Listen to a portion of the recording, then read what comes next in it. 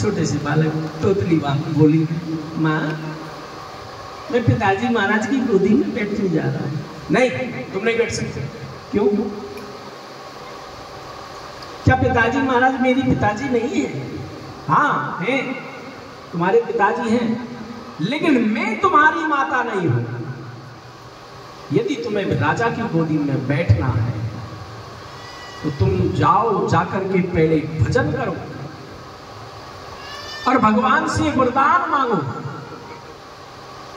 कि तुम्हारा जन्म मेरी कोख से हो, फिर तुम राजा की गोदी में बैठने के अधिकारी हो, क्योंकि तुम्हारी माता राजा की प्रिय पत्नी नहीं है। छोटी छोटी आंखों में मोटे मोटे आंसू ढलक गए, उल्टे पांव लौटे हैं ध्रुव जी, धीरे धीरे चल रहे हैं, रो रहे हैं। एक दासी ने जाकर के सुनीति को सारी बात बता दी। सुनीति ने सोचा, यदि मैं अपने पुत्र के सामने उसकी विमाता के लिए कुछ कहूंगी तो उसके मन में द्वेष की भावना जागृत हो जाएगी। देखिए, घर में कोई बात हो, कोई झगड़ा हो, आपस में हो, चाहे भाई में हो, चाहे देवर देवरानी में हो, चाहे जेठानी देवरानी में हो, चाहे सास बहू में हो, कभी भी बच्चों के सामने मत, क्योंकि बच्चों के सामने करोगे उनका प्रेम पहले ही खत्म हो जाएगा। और जहां परिवार साथ नहीं रहते ना, वहां बाहर के फायदा उठाता है। इसलिए ध्यान रखो, लड़ना है तो कमरे में बंद होकर लड़ लो दोनों जने, किसी के सामने मत लड़ो। लोग अग्नि में घी डालते हैं, ध्यान रखो। और बच्चों के मन में यदि द्वेष भावना आ गई तो वो बाहर तो भला करेंगे ही नहीं, तुम्हारे घर के भी नहीं रहेंगे, क्योंकि जैसे भावना हम उनमें भर देंगे। पहली बार कोई बालक कहीं से कोई चीज उठा के ले आया, हम चुपचाप रख के ले आया, अच्छा रख ले, अगली बार ज्यादा लाएगा, उससे अगली बार ज्यादा लाएगा, फिर क्या होगा कि एक निश्चित एक दिन वो माना हुआ बदमाश बन जाएगा। और फिर उस बदमाश का क्या होगा, या तो पुलिस की गोली से काम हो जाएगा या फिर वो जेल में उम्र काटेगा।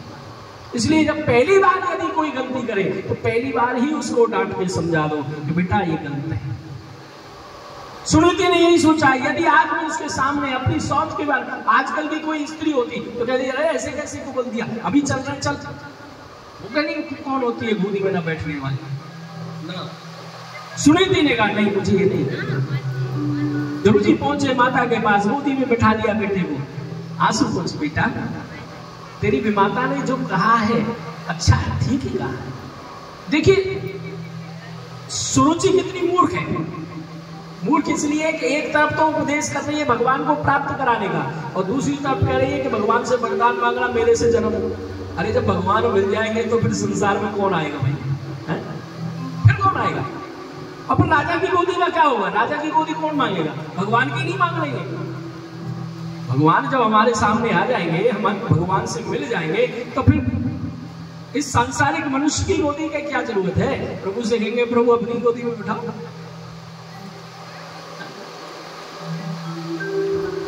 बड़ी अद्भुत बात। एक राजा था, और राजा ने मन में सोचा कुछ नया करूं, और नया कब करूं, मैं मेरा जन्मदिन आ रहा है, उस दिन कुछ नया करूंगा। जन्मदिन आया राजा का, राजा ने ऐलान करवा दिया पूरे राज्य में, वन समस्त प्रजा वाले मेरे राजमहल में आ जाए आज, और मेरे राजमहल में आके जो जिस चीज पे उंगली रखेगा, राधे राधे राधे राधे। हमें तो ऐसा लग रहा है हम कथा वैसे ही कर रहे हैं और ध्यान तो इधर उधर है, आपको राधे राधे भी नहीं बोल रहे। बोलो राधे राधे। हाँ, जो जिस चीज पे उंगली रखेगा आज के दिन वो चीज उसकी हो जाएगी। प्रजा वाले बड़े खुश हुए, दौड़ के पहुंच गए राजमहल। किसी ने घोड़े पे उंगली रखी, किसी ने हाथी पे उंगली रखी, किसी ने सोने पे उंगली रखी, किसी ने चांदी पे उंगली रखी, किसी ने गाय पे उंगली रखी। सबने अपनी अपनी उंगली रखी अपनी पसंद के अनुसार। एक छोटी सी कन्या थी, वो धीरे धीरे चल के पहुंची और जाकर के उसने राजा पे उंगली रखी। समझे नहीं समझे?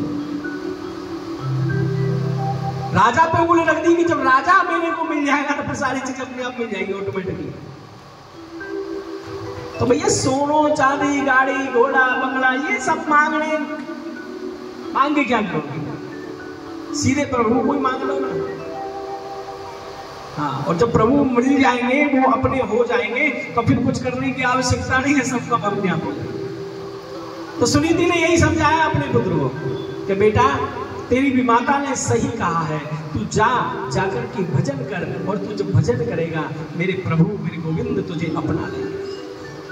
माँ मैं भजन करने जाऊं? हाँ बेटा, लेकिन एक बात तो बताओ, मैं भजन करने तो जाऊंगा, लेकिन वहां मुझे खाना कौन खिलावेगा? अरे बेटा, तेरे जन्म से पहले जाने तेरे लिए दूध की व्यवस्था कर देंगे। बच्चा को जन्म बाद में हुए, बाकी पेट भरने की व्यवस्था पहले है।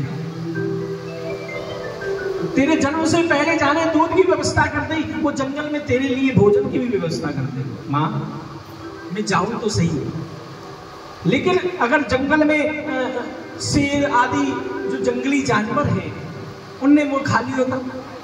बेटा कोई नहीं खाओ, क्योंकि जो प्रभु का कार्य करने के लिए जाता है, प्रभु से मिलने के लिए जाता है, भगवान का भजन करना चाहता है, उसको किसी से डर नहीं लगता। तो माँ एक काम कर, मैं और तू दोनों चलते हैं भजन करने, क्योंकि तेरी भी यहाँ पे कोई कार्यक्रम काम नहीं है और मेरा भी कोई काम नहीं है। दोनों चलते हैं ना, माँ बेटे दोनों मिलके भजन करेंगे। सुनीति बोली नहीं बेटा मैं नहीं जा सकती। क्यों? मैं इसलिए नहीं जा सकती कि तेरे पिता को मेरे पिता ने मेरा कन्या दान किया है, और दान की वस्तु पे दान देने के बाद दानी का अधिकार नहीं होगा। मैं स्वतंत्र नहीं हूं, मैं परतंत्र हूं, मैं अधीन हूं तेरे पिता के। वो जब तक नहीं कहेंगे मैं कहीं नहीं जा सकती।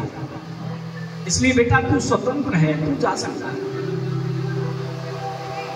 माँ मुझे भजन करना तो आता है, ऐसे करो बेटा, तू जा तो सही, तुझे अपने आप भजन करना मेरे प्रभु सिखा देंगे।